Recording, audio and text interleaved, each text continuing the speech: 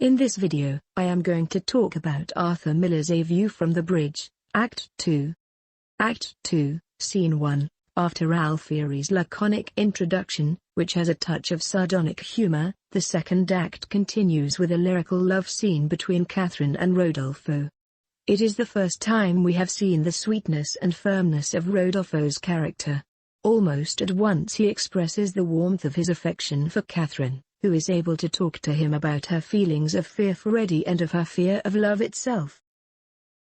The main purpose of the scene is to lay to rest any suspicion there may be in the audience's mind that Eddie's accusation, that Rodolfo merely wants to become an American citizen, may be true. Rodolfo wants to marry Catherine because he loves her, and he wants to become an American because he wants to work. Firmly, even passionately, he dispels Catherine's romantic ideas about Italy, pressing home the misery and evil of poverty. When he tells her he would not marry her if they had to live in Italy, he is able to say it without making his love for her appear shallow. In addition to his evident impatience for marriage, Rodolfo persuades us of his honesty by the frankness with which he discusses his situation. He would indeed be a thief if he took Catherine to Italy, stealing from her both youth and beauty. He tells her frankly that he is not attracted by America, but simply by the possibility of obtaining work there. It is still an awkwardness in his position that it is only by becoming a citizen through marriage that he will obtain work, but he is clearly thinking of his future as one shared with Catherine. Why does she allow her fear of Eddie to postpone their wedding? Now it is Catherine's turn to explain herself. There is a tender aspect to the relationship with Eddie. She has not meant to hurt him, and she cannot face the pain that she seems to be causing him. She is aware that some of Eddie's sadness comes from the failure of his marriage, and she is inclined to blame Beatrice for part of this failure. Reflecting on the sadness of growing up, Catherine evokes our sympathy. She shows an almost maternal tenderness for the misery of the man she knows so well and whom she will now be forced to leave. Rodolfo is equally tender. Once again Miller has given him a simple but telling metaphor to express his thought. It is a repetition in gentler terms of Beatrice's yuggotta in the fourth scene of Act 1. Rodolfo's gentleness and sense of responsibility are equally evident as he leads Catherine into the bedroom for her initiation into womanhood. One of the most significant aspects of this part of the scene is that Rodolfo and Catherine have provided an ampler and more humane idea of what it is to be a man and a woman than anything Eddie or even Beatrice has been able to provide. The difference is underlined by the drunken brutality of Eddie which follows. His kissing of Catherine and Rodolfo demonstrates a new level of violence. His drunkenness allows him to release a verbal and physical rage which they respond to in the same spirit, although they cannot match the power of Eddie's contemptuous attempts to dominate them.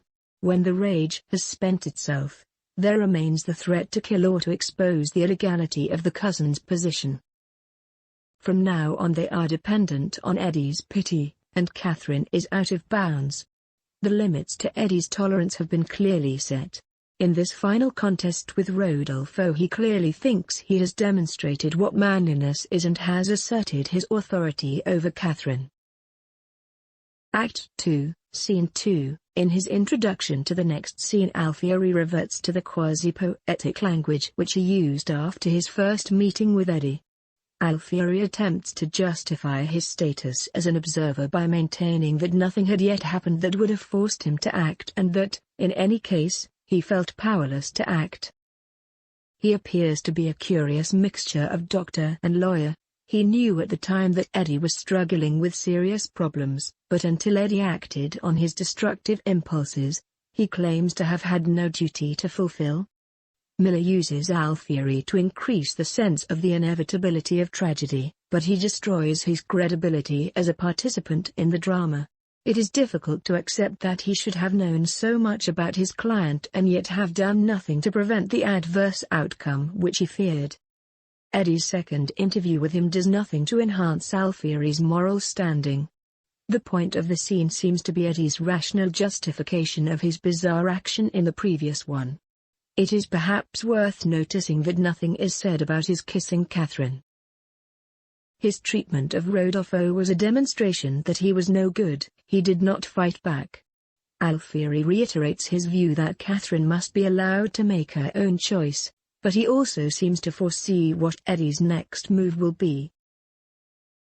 As the phone booth begins to glow, signaling that Eddie is about to betray the cousins to the authorities, Alfieri warns him of the consequences of such an action. The scene, however, does not advance our knowledge of character or situation. It is mainly a narrative device, allowing Eddie to move from the threat of betrayal to the act of betrayal. Eddie's action has been well prepared for by the many hints that such an action was possible, but we are left without any insight into why Eddie decides to act now. Eddie's anonymous telephone call to the authorities brings him immediate feelings of guilt. His brief encounter with Louis and Mike illustrates the easy comradeship which he is about to forfeit. The scene that follows echoes this note of emptiness. Eddie's first words are "Where is everybody?", which is further emphasized by Beatrice taking down the Christmas decorations. It is the beginning of the final section of the play, in which the train of events Eddie has set in motion finds a final response from the cousins and from the community. At first, it looks as if Eddie has won. Beatrice has retreated into sullen acquiescence. She and Catherine have arranged for the cousins to go upstairs. Eddie has reasserted his right to rule over his own household. Once again, he sounds the note of blame which was first heard as a joke in the second scene of Act 1. Beatrice's generosity has brought him trouble. But the removal of her cousins has not restored what he thinks is due to him. What he now demands from Beatrice is an unqualified acknowledgement of his rights as a man. She must accept his decision to eject Marco and Rodolfo. She must accept that he is right about Rodolfo's character. She must accept that he has the right to decide about their sexual relationships. Although she dutifully accepts his decision, she does not accept that he is right. It is difficult for the audience to feel sympathy for Eddie. He is unconvincing when he asserts that Rodolfo is not right, while defending his own rather curious sexual abstinence. It is also difficult to believe that Eddie feels secure. His petulant self-assertion gives way to childish reproach as he accuses Beatrice of not agreeing with his judgment, as a wife should. He clearly believes in the infallibility of his intuition. He has brooded over what has been implied about his feelings for Catherine. Now he wants it to be known that he has always acted for her own good. Pathetically, Eddie has regressed to a position which is no longer sustainable. He is still attempting to behave as if his word is law, offering concessions when his opinion no longer matters. Catherine's arrangements to marry Rodolfo are already in hand. As Beatrice gently leads Eddie to accept the situation, the theme of betrayal is sounded.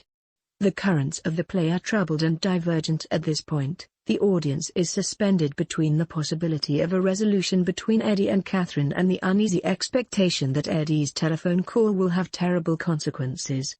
When Eddie begins to get alarmed that the cousins are going to share rooms with other illegal immigrants, we can see that he is afraid that what he has done will spread further than he intended. We may infer that the reason he gives for his alarm is precisely opposite to the truth. He is afraid that when the immigration authorities come to pick up Marco and Rodolfo, they will find neighbors' relatives as well. Soon he is in the grip of panic. The tempo of the play has moved from the gentle hopelessness of Eddie's attempt to persuade Catherine to behave as if Rodolfo had never existed, to an agitated and apparently irrational demand that the cousins should leave the apartment as quickly as possible. Only the audience can sense Eddie's fear of what is likely to happen next. As Catherine and Eddie swing back to a mood of direct opposition, the immigration officers burst in. The spoken words of the next short section of the play have little significance. Our attention is focused on the anger and disgust of Beatrice and Catherine, as their suspicion of Eddie's part in the cousins' discovery turns to certainty. His characteristic reaction is to deny knowledge and responsibility, but the fact that the officers know their address, coupled with Eddie's reasons for betrayal, points to Eddie's guilt, which finally shows in his face. It is at this point, perhaps, that a resourceful director would want to bring in the wider neighborhood as Beatrice and Catherine ineffectually protest against the indiscriminate strength of the law, while the officers bring down Marco, Rodolfo and the two unnamed immigrants. Miller makes it clear that the officers themselves have Italian roots, though they are instruments of a law that operates without making allowances for the ties of blood. There follows a beautifully constructed chain of challenge and counter-challenge, as Marco, suddenly emerging as the representative of a different concept of justice, spits in Eddie's face. Eddie counters with his threat to kill, again behaving as if he does not know why Marco is blaming him, which Marco answers with the serious, public charge that Eddie has killed his children by denying him the possibility of work. The scene is constructed like an operatic quartet. Marco denounces, Eddie justifies himself, Catherine, having drawn Rodolfo out of the melee, continues her feeble attempts to foil the arrest. Act 2, Scene 4. The scene that follows in Alfieri's office clarifies the action further. Now we begin to see how the play might end. Marriage will provide happy ending for Rodolfo and Catherine, but Marco will be sent home. The mood of this scene is highly charged, but it is in complete contrast to what has gone before. Public hubbub has been replaced by the sober calm of the lawyer's office. The business in hand is the matter of an application for bail for Rodolfo and Marco, but the underlying debate is whether Marco has the right to kill Eddie. Alfieri will not apply for bail unless he promises not to do so. Catherine pragmatically suggests that he can earn more money as long as he is free. Rodolfo wants him to be free for the wedding. Marco is not satisfied. Eddie has broken a primitive law which regulates the behavior of kinsfolk, and therefore he ought to die. It is implied that Marco feels bound to execute this sentence, not only because Eddie has hurt him, but because all who recognize their absolute duty to help their kin have a duty to punish those who have failed to do so. But these concepts have no place in the criminal law of the United States. Marco denies that statutes enshrine the whole of the law, but Alfieri asserts that no individual can assume the role of God. In this short but powerful scene, Miller has given an embodiment to two different ideas of law. A primitive notion of family ties which favors particular groupings is contrasted with an objective conception of justice which treats everyone alike, provided they belong to the same nation. What we see in A View from the Bridge is a clash between concepts of nationality and concepts of family, tribe or race which may transcend national boundaries. In this scene, which is an essential preparation for the final confrontation between Marco and Eddie, Miller allows Marco to speak of the principles which underlie his devotion to his family, which has been evident throughout the play. He does not do so in any connected or theoretical way. He simply expresses the profound conviction that a man's attempt to support his wife and family is a fundamental value and that these family ties have an almost religious significance. If these values are not embodied in the law is defective. There ought to be sanctions against those who transgress them, or depreciate them, as Eddie has done. In some circumstances it would be dishonorable not to kill the man who has offended against the obligations families owe to one another. Although Miller provides Alfieri with an equally powerful opportunity to contradict Marco's view of what is lawful, there is an ambiguity about Marco's promise not to touch Eddie which leaves the way clear for the final events of the play. Is his final right a promise not to kill, or is it an acceptance of the view that justice lies in the hands of God, not man? There is a solemnity about Alfieri's only God, Marco, but it does not even raise the question of how God's justice is to be delivered. Act 2, Scene 4. For the final scene of the action of the play, Miller returns us to Eddie's apartment, where Eddie continues to nurse his grievances. Having failed to stop Catherine's wedding, he now tries to prevent Beatrice from attending it. Once more, the theme of family loyalty is sounded. Beatrice intends to go out of respect for her sister, Catherine's mother. Eddie's interest is completely self-centered.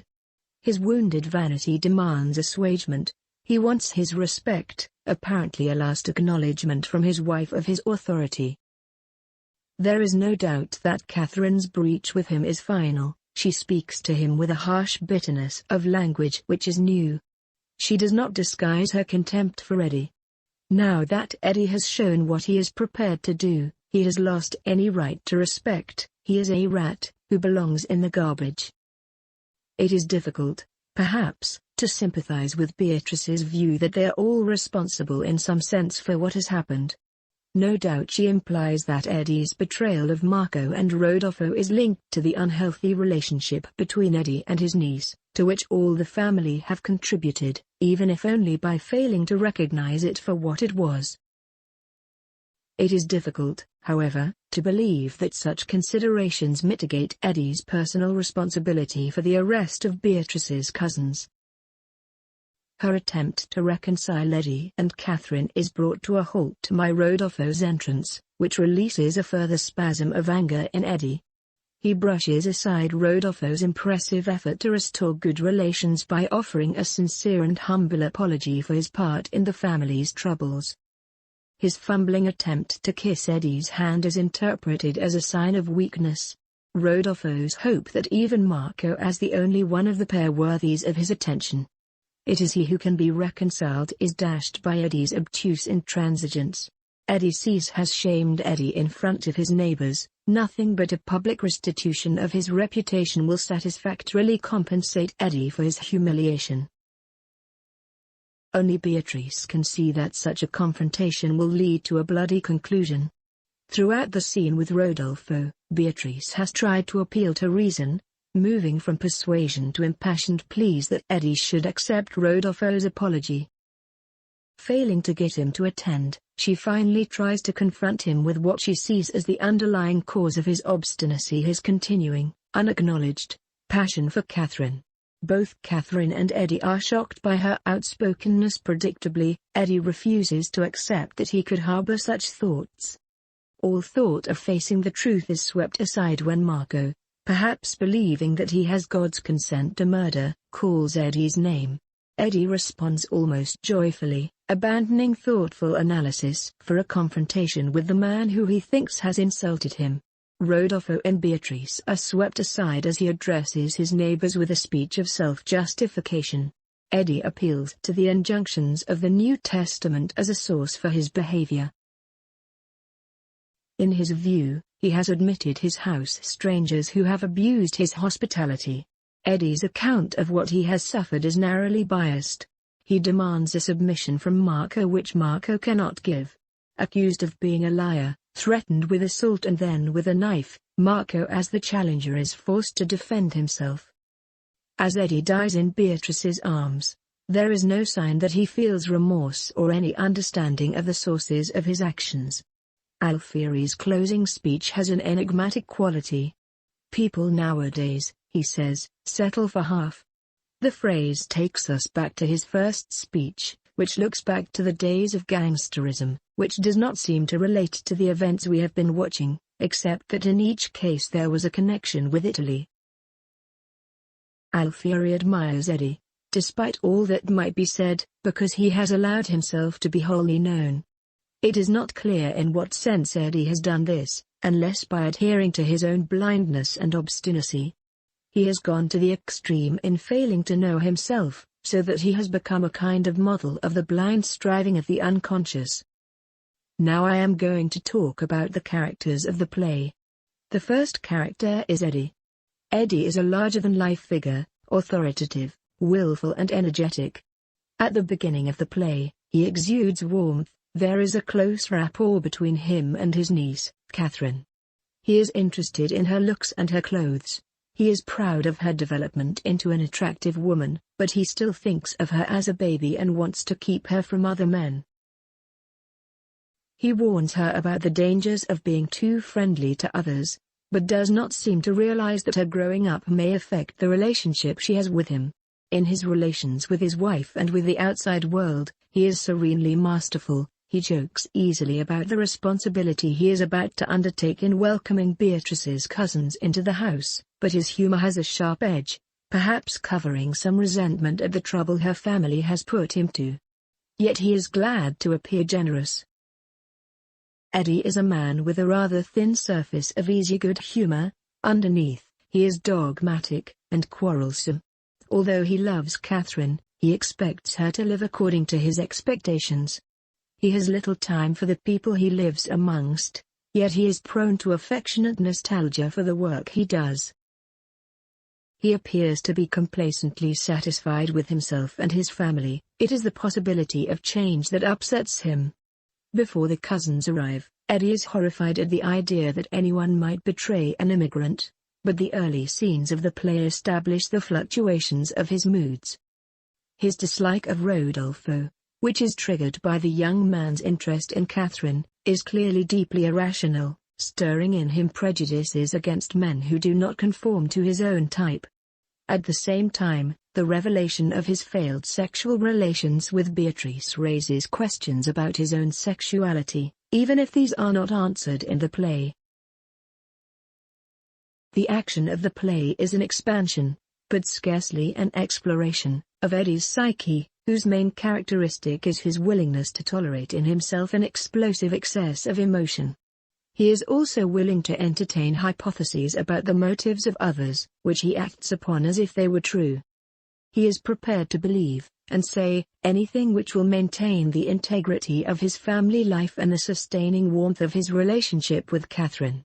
When, finally, this aim conflicts with his picture of himself as a generous extrovert, he is willing to fight to the death to preserve the name for liberalism and honor, whose limitations have been exposed by his own behavior.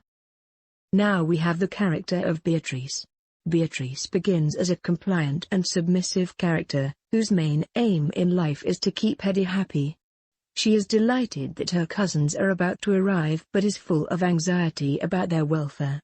She clearly has a large reservoir of affection for Eddie and can still see him as the generous man he would like to be. When he shows mistrust or suspicion, she is always ready with a reassuring word, although she is clearly anxious to support Catherine's bid for an independent life. She is calm and sure about Catherine's ability to look after herself. She is more open to other people than Eddie. She does not have his vulnerable suspicion that they are likely to do him down. She is happy to allow him to be in charge, but, when they are alone, we are aware that she is capable of looking at him critically. She has a ready sympathy for her cousins and an interest in their ambitions. Although she tries to manage Eddie by adopting a cool, detached attitude to his verbal excesses, she is perfectly capable of standing up to him when necessary. As his wife, she expects Eddie to respect her and to treat her as the woman he has chosen to marry. She has a quietly serious view of what is due to her. She has no doubt that there is something wrong with his attitude to Catherine, and she is firm in communicating her view to Catherine that she must grow up. Hers is a voice of sanity and reason, and she refuses to be browbeaten by Eddie, but continually tries to reconcile Eddie and Catherine to the changes in their relationship. She is even ready to accept that she may have some responsibility for Eddie's state of mind. In the final scene of the play, she tries to force Eddie to face the truth of his feelings for Catherine and to disengage him from his confrontation with Marco, but it is not until he is dying that Eddie acknowledges what she means to him. Now we have the character of Catherine. In comparison with her uncle and aunt, Catherine is a relatively passive character throughout the play. Initially, she is clearly devoted to Eddie, and depends upon his approval. She is obviously bright and hard-working, but she has no secure sense of identity. She has not begun to imagine a life apart from her aunt and uncle. She is enthusiastic about the arrival of the immigrants but is naive and idealistic about their status. She soon shows a natural interest in them, concentrating upon Rodolfo, because he is attractive and unmarried. She expresses her interest openly and excitedly, and it is soon obvious that her warm affection for Eddie has transferred to Rodolfo without difficulty. She is still vulnerable to attack from Eddie and requires Beatrice's support to understand the responsibilities of maturity. It is not until the opening scene of Act 2 that we see signs that she is becoming detached from Eddie. Her dependence, in fact, has transferred to Rodolfo and she looks to him for support. She is, however, clear in her mind that she loves Rodolfo. When she realizes that Eddie has betrayed him to the immigration authorities, she reacts with fury. She is as horrified as Eddie when Beatrice tries to make him face his feelings for her. Her last words to him are a pathetic mutter of apology for being the unwitting cause of his downfall and death. Catherine's scenes with Rodolfo are attractively written, allowing the actress opportunities to display a romantic dependence on her sweetheart, but in the rest of the play she is a charming ingenue whose hold on a separate identity is tenuous. Now we have the character of Rodolfo. Rodolfo is the more spirited and attractive of the two immigrant brothers whose arrival changes Eddie's destiny. It is he who impulsively speaks first in the street, unself-consciously celebrating the fact of his arrival in America. It is certainly not uncharacteristic that one of his first words should be "imagine." He is a ready verbalizer, eager to offer vivid little pictures of life in Italy. Although he talks in a way that suggests he is speaking a second language, he is skillful in the use of telling metaphors. If his speech rhythms are not quite idiomatic, they pointed and rhetorically effective. Consider his response to Beatrice's question, "You gotta push a taxi?" "Oh, sure. It's a feature in our town." Feature is not the word a native speaker would use, but uses it with confident emphasis. His short, grammatically simple sentences add to the general impression he creates of ebullient Rodolfo and intelligent oddity. He makes jokes and is not afraid to use his own experience as a subject for them. His rapid transitions from motorbikes to messages to opera singing emphasize the sense that he is unusual, and maybe a bit eccentric. He is an extrovert but does not appear to wish to dominate. He is, indeed, rather self-deprecating and only too anxious to be deferential when called to order. A harsh view of him would be that he is self-centered, but his egoism is softened by his charm. Masculine charm, however, finds little favor with Eddie, for whom these terms are contradictory. Rodolfo's ebullience is chilled by Eddie's apparent indifference, which hardens to hostility. Rodolfo is mortified because he believes that he possesses, beneath his extravagant surface behavior, qualities of steadiness and integrity. Ripened by his love for Catherine, they emerge most strongly in the love scene in Act 2, in which he displays tenderness and affection as well as a sharp sense of realism about why he has come to America. In his wooing of Catherine, he displays a mature and tender concern for the girl whose feelings he has aroused. In offering an apology to Eddie for not treating him with the respect Eddie believes is his due, he behaves sensibly and straightforwardly. He does his best to warn Eddie about how Marco is likely to take the law into his own hands. His behavior during the course of the play dispels our initial impression that he is a lightweight character. Indeed, he visibly matures into a stable, resourceful, generous and reliable man, who offers a much more acceptable model of manliness than does Eddie. Then we have the character of Marco. Marco offers a third example of what counts as manliness. He is conventionally strong and silent. As Eddie puts it, Marco goes round like a man. Nobody kids Marco. He is obviously devoted to his family and speaks of his wife with deep, if restrained, affection. He is apparently more sensible than Rodolfo, whom he treats with the indulgence of an older, wiser brother. He is quick to defend him when Eddie appears to treat him badly, though Marco's challenge to Eddie at the end of Act 1 is unaggressive. He is polite and courteous. He seems a man of deliberation and cautious good sense. In his character, however, there is a rigidity, produced, no doubt, by the ethos of his early surroundings. He has a clear and simple view of what should happen to a man who has offended against the code of the clan. He does not allow any argument to deflect him from what he sees as his duty to punish. He is even willing to cover his intention to kill by making a statement which is liable to be misunderstood. Of all the characters in the play, Marco is the one we know least. His mind appears closed to everything except family, work and a narrow, rigorous sense of duty. His sense of self, unlike Eddie's, or Rodolfo's, is unmixed with fantasy. His singleness of vision is both impressive and frightening in its intensity.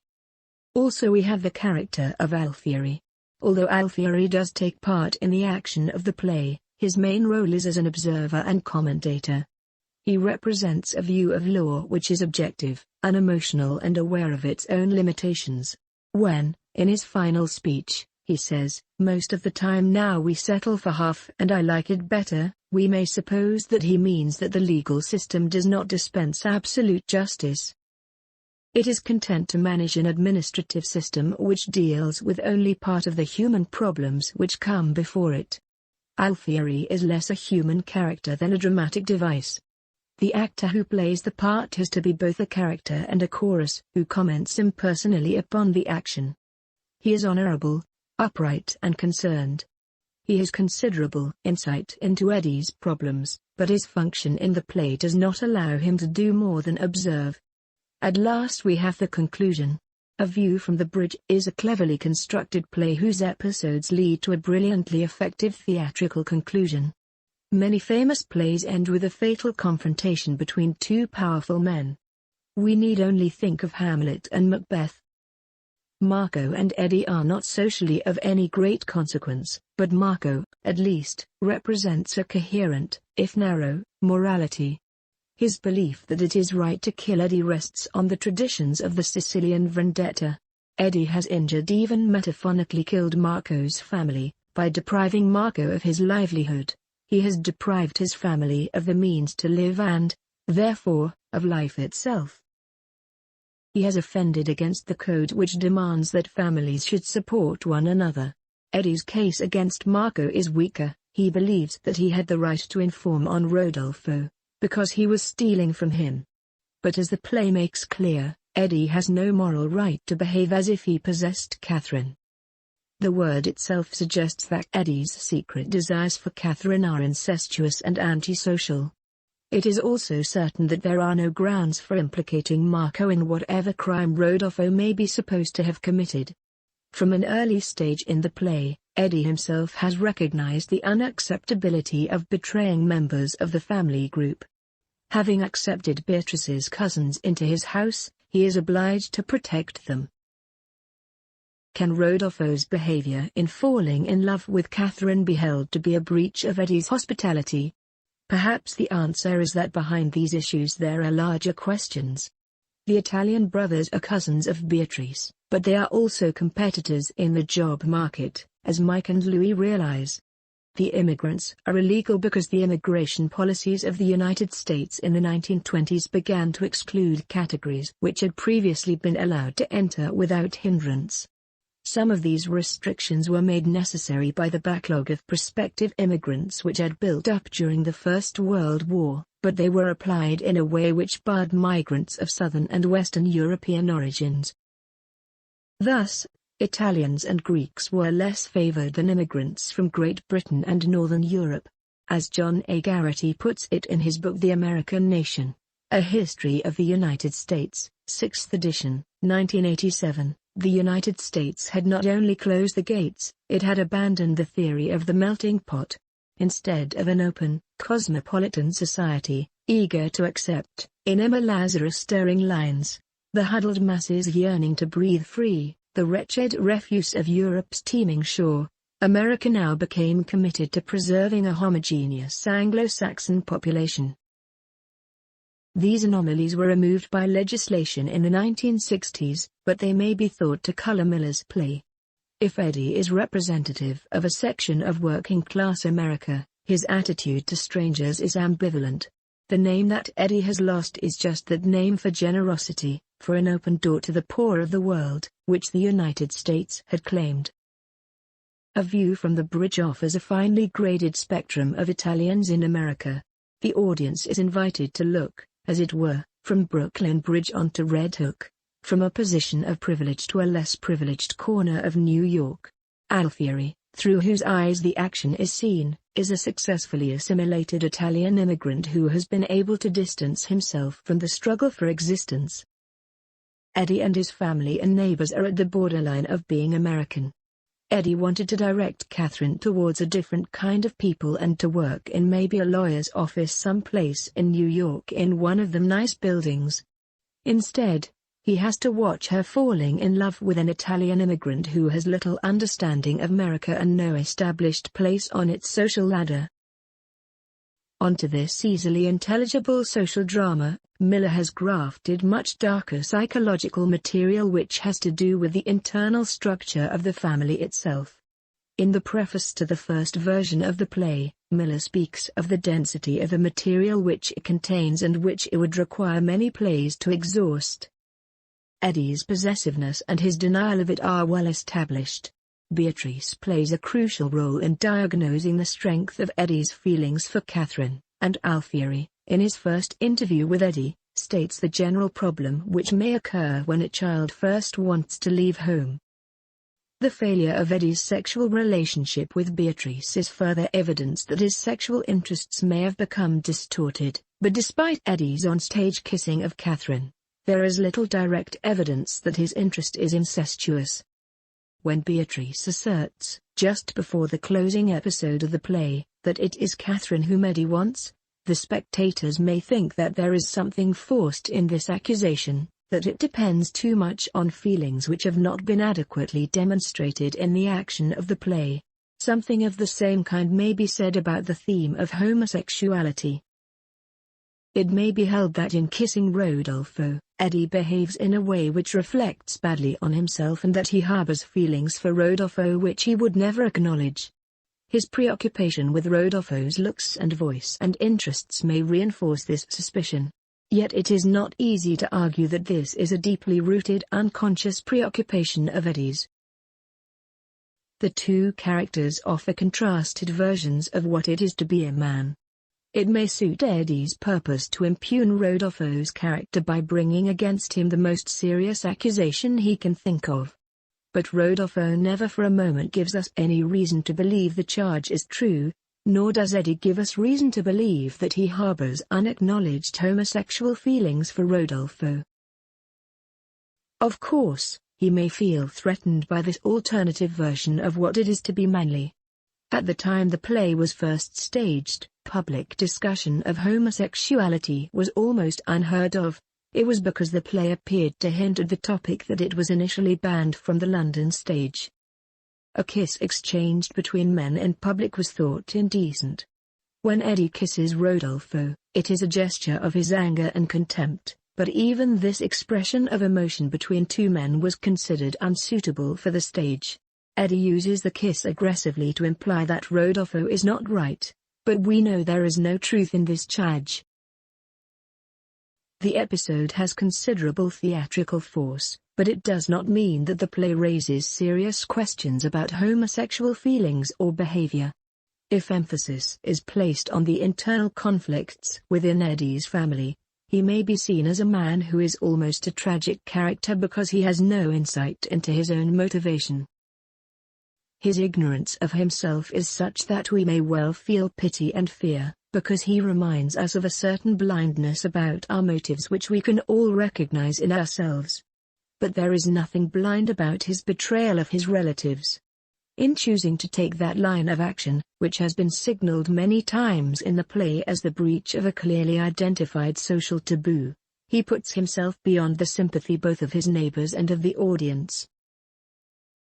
We may conclude, then, that despite the excellence of its construction, its theatrical power and the interest of the issues it raises, there is something unsatisfactory about a play which does not unify the public and private issues which it raises. This is the end of the article.